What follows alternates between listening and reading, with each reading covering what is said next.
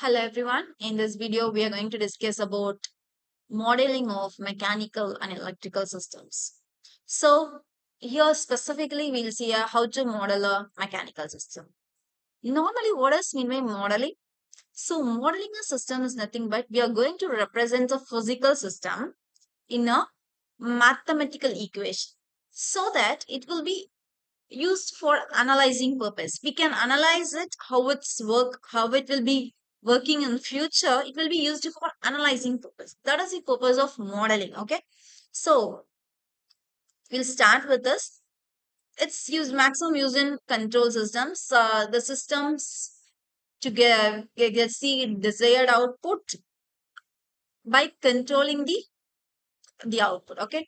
So the type of mechanical systems is one is translational mechanical system and next one is rotational mechanical system.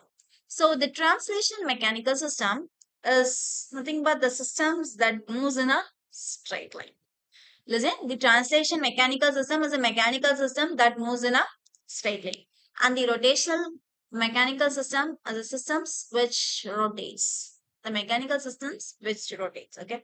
So in translation motion, we'll be dealing with the force, and in rotational motion, mechanical system will be dealing with the torque. Because translation mechanical system, force since it's moving in straight line, we'll be using force. In rotational, since the moving force, the rotating force, we'll call it as a torque. We'll be using torque there. Okay.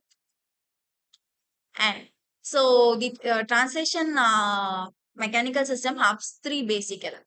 One is mass, spring, dash. Okay. First, we'll start with the mass.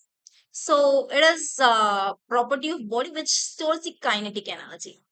And so when we are giving a force, okay, when you are giving a force to a mass, okay, when you're giving a force to a mass, there will be opposing force reacting. Okay, so if you are giving a force to any element, there will be some opposing force. So that should be noted here. So that force, the force in the mass is directly proportional to the acceleration here. Okay, is directly proportional to the acceleration.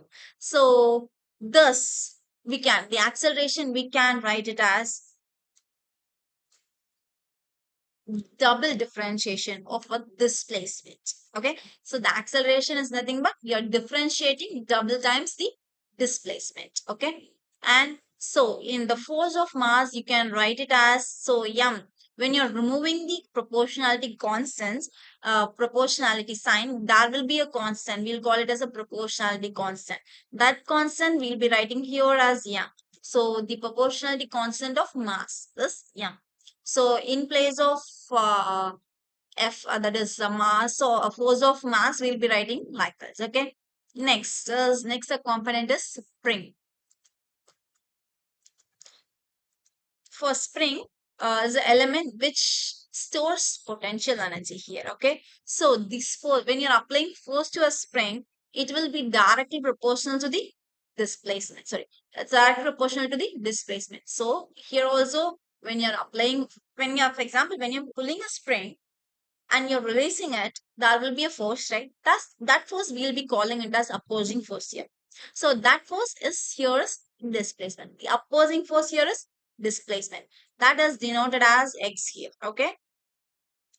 Sorry, here. This is your x. And the force is direct proportional to the displacement. So when you're removing the proportionality constant, it will be x, and you can write the force of spring as like this. Okay. Next one is dashpot or damper.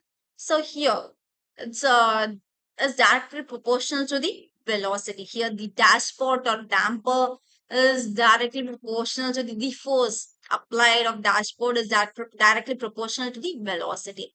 So when you're removing the proportionality sign, you'll be introducing a constant. Okay, that is p.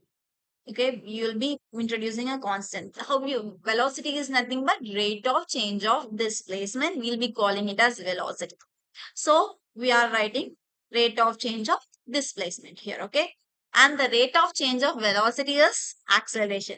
That is the thing we have written for mass. Okay, so We have to, when you're using modeling, you have to implement these things. For example, if a mass is present there, in place of mass, you should be writing, the equation should be written like this. So the equation should be like this, okay? And in place of, if that is a spring, you'll be writing it as the constant k and the displacement, okay, into displacement. So this is how you'll be modeling. And you can take this question. In a mechanical translation system, which element corresponds to capacitor in electrical systems? So we have four options: mass, damper, spring, pulley. So here the answer is spring. Okay. So that's all with the modeling of translation mechanical system. Thank you.